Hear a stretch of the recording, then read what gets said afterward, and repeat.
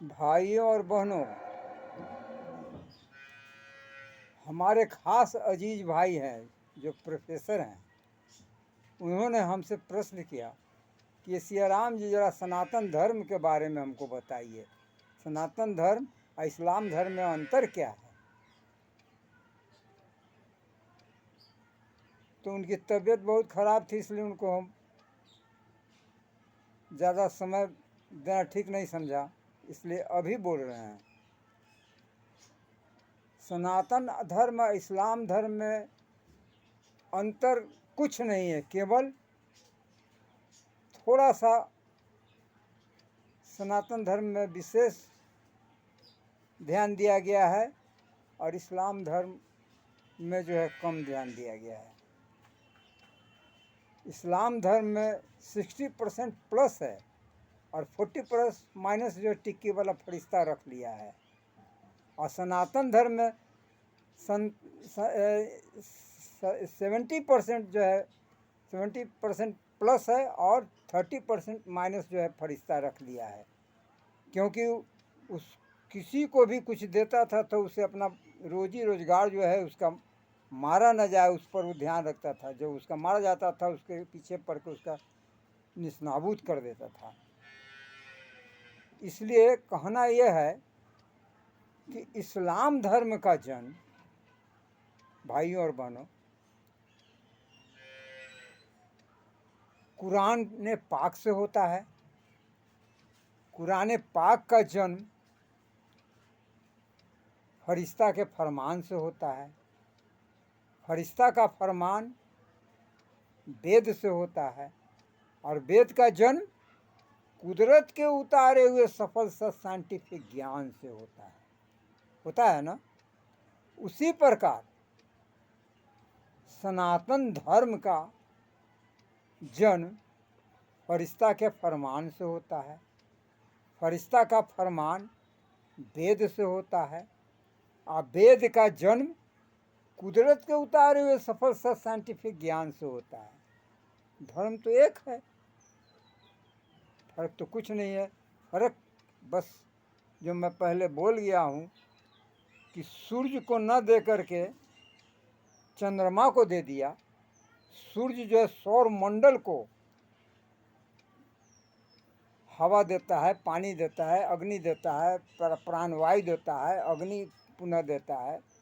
सब तत्व से भरपूर्ण विश्व का अंतरिक्ष का जितना तत्व है सब सूर्य में निहित। सूर्य सब जो है निहित हम लोगों के एक एक कण कण में प्रदान करता है। उसको न दे करके चंद्रमा को लिख के दे दिया। अब सोचिए कि कितना अंतर है। उसी प्रकार हम लोगों में गाय को माँ माना गया है धर्म के विचार से, मगर सारा दुनिया तो कीड़ा मकोड़ा खा जाता है। गाय तो छोड़ दीजिए, कीड़ा मकोड़ा सब खा के पचा जाता है। तो इस्लाम धर्म का फरमान देते समय गौ को न दे करके जो है बुर्राक बनवा दिया। उस महत्व को अगर दर्शाता तो हमारे पूज्य मान्य हजरत मोहम्मद साहब इस बात को समझते तो वर्णन करते न कि गाय एक बहुमूल्य वस्तु है। ऐसा नहीं ना होने देता। ये अपना औजार रख लिया लड़ाई लगवाने वाला कि जो है ये लोग तो सारा दुनिया खाते, ये भी खाते रहेंगे, तब हम इन पर जो है आरोप लगाएं कि गौ खाता है और ये सूअर खाते हैं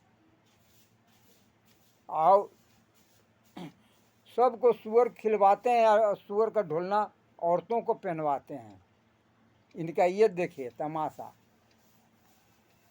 तो ये जो है गौ का मसला रह गया। अब रहा चंद्रायन व्रत हम लोगों में है सनातन धर्म में।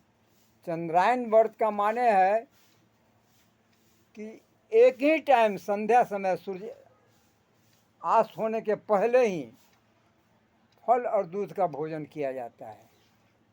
24 घंटा में एक ही घंटा समझिए कि खाने को मिलता है, बाकी 23 घंटा उपवास रहना पड़ता है।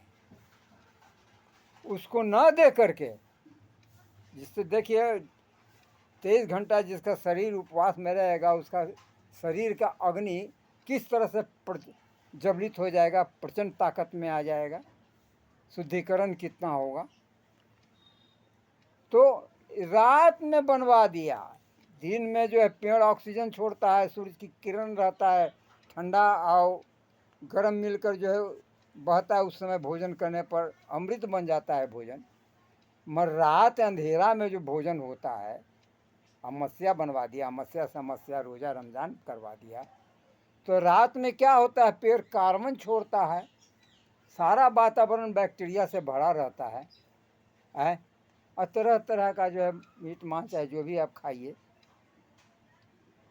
फिर जो है 5 बजे सुबह से ले करके आप समझिए 5 बजे सांझ यानी सूर्यास्त के समय तक जो है भूखे रहते हैं, यानी रोज़ा रखते हैं। कितना देर रखें, 12 घंटा, 13 घंटा या 14 घंटा।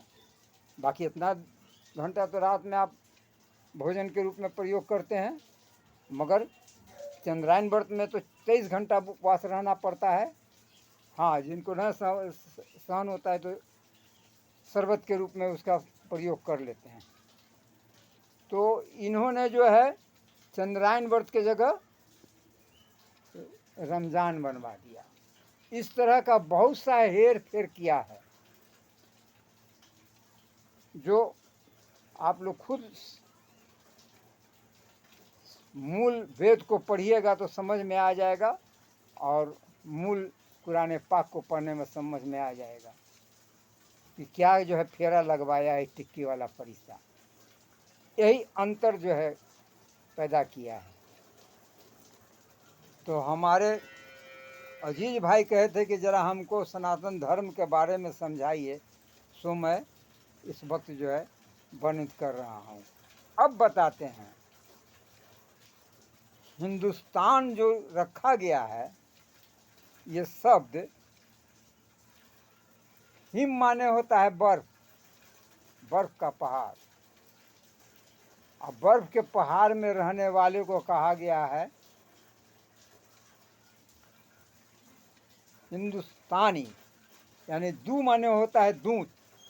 तो हिंदू का माने होता है उस ज्ञान, कुदरत के उतारे हुए सफल सत्य और प्रमाणित ज्ञान को जो पूरी तरह से समझ लिया और व्यवहार में लाया और जब प्रत्यक्ष रूप देखा कि हाँ ये वास्तविक में फूंक दिया तो आग निकला, फूंक दिया तो पानी निकला, चाहे जो भी प्रतिक्रिया जो है उस ज्ञान का प्रत्यक्ष देखा तो उस पर अटूट दिल जो है टूट पड़ा, मन टूट पड़ा, विश्वास कायम किया। तो वही जो है हिंदू फरिश्ता कहलाया। और उसी फरिश्ता के फरमान को पूरी तरह से पढ़कर समझकर और उसका व्यवहार में लाकर जब प्रत्यक्ष देख लिया, समझ लिया, तो वो भी फरिश्ता, दाढ़ी वाला फरिश्ता बन गया। फरिश्ता हो गया ना। तो टिक्की वाला फरिश्ता हो या दाढ़ी वाला फरिश्ता हो, अब रहता है कि जन्नत किसे कहते हैं, स्वर्ग किसे कहते हैं, दोजख किसे कहते हैं और नरक किसे कहते हैं। तो जहाँ जहाँ ये दोनों फरिश्ता एक ही हो गए, जहाँ जहाँ ये फरिश्ता रहते हैं वहाँ जो है जन्नत होता है, और जहाँ जहाँ इसका ज्ञान नहीं है वहाँ दोजख होता है, नरक होता है। तो सोच लीजिए कि पूरे दुनिया में हमारे पूज्य माननीय हजरत मोहम्मद साहब मरहूम ने इतना बड़ा मसीहा बन के निखर के हैं कि उनको देखते ही आत्मा जो है प्रसन्न हो जाता है, उनके आगे सर बारंबार झुकता है उनके कदमों में, उनको छोड़ने का मन नहीं करता है। ये प्रवृत्तियाँ उनके अंदर ऐसा पैदा किया। भागीरथ तो केवल भारत को तारा था गंगा ला करके, मगर ये ज्ञान का महागंगा लाकर पूरे विश्व को तार रहे हैं, घर घर के कोने कोने में तार रहे हैं। सोचिए दोनों में कितना अंतर है। तो इसी तरह मैं कहता हूँ कि जो दोजख है वो जहाँ ज्ञान नहीं है, इस कुरान का चाहे वेद का। नरक वही है जहाँ वेद का ज्ञान नहीं है। तो वेद का ज्ञान तो फरिश्ता अपने पास रखे हुए हैं, बस वहीं तक सीमित है। बाकी हिंदुस्तान के अंदर जो हिंदू हैं उनके पास घर घर में वेद है? नहीं है। भला से 68% हो या 78%, कुछ तो होना चाहिए था ना। कुछ नहीं है, खाली मुखौटा पहने हुए हैं। हाँ, पूजा पाठ जो कराया है घुमा घुमा के ठगने का हिसाब किया है। ज़मीन दान कर दीजिए, बाबूजी को मिलेगा। घर दान दीजिए, बाबूजी को मिलेगा। खेत दान कीजिए, बाबूजी को मिलेगा। गाय दान कीजिए, खड़िया दान कीजिए, यानी संपूर्ण अपना शरीरों दान कर दीजिए, बाबूजी को मिलेगा। और तो बाबूजी को कहाँ मिलेगा? मंगल ग्रह, बुध ग्रह, बृहस्पति ग्रह, शुक्र ग्रह, शनि ग्रह, कौन ग्रह पर है और उनको मिलेगा? तो पंडित जी भी रहना चाहिए ना पूजा कराने वाला, उनको भी दान कर दीजिए। इस तरह का अंधविश्वास जो है फैलाया है, इतना बड़ा डिवाइड एंड रूल चलाया है कि उस रूल के आगे अंग्रेज का रूल फेल कर गया। अंग्रेज जो डिवाइड एंड रूल दुनिया में चलवा रहा है, या यानी 1947 में भारत और पाकिस्तान करवा दिया है, जो आज तक लड़ाई चल रहा है, ये नहीं ख़त्म हो रहा है। कितना बड़ा डिवाइडर है, कितना बड़ा डिवाइड एंड रूल करने वाला है। जरा सोचिए, त्रेता युग से आज तक जो भारत में एक ही स्थान, एक ही देश में जहाँ जहाँ है रावण का पुतला जलता है, कुंभकर्ण का जलता है, मेघनाथ का जलता है, बिहार में भी जलता है, और मद्रास में या हर जगह जो है राम का पुतला जलाया जाता है। इतना बड़ा मतभेद लड़ाई लगवाए हुए है। ये कुप्रथा है कि नहीं? आप दिल पर हाथ धर के बोलिए कि ये सही है कि गलत है। ये प्रथा है, हैं? ये रहना चाहिए, इसको जला के भस्म कर देना चाहिए। और मेरा कहना है, बार बार कह रहे हैं कि मूल वेद घर घर के कोने कोने में लाए और वहाँ के भाषा, घरेलू भाषा, सरल भाषा में अनुवाद करके दीजिए। जहाँ भी हो दुनिया के किसी कोने में, उसमें सरल भाषा में दीजिए।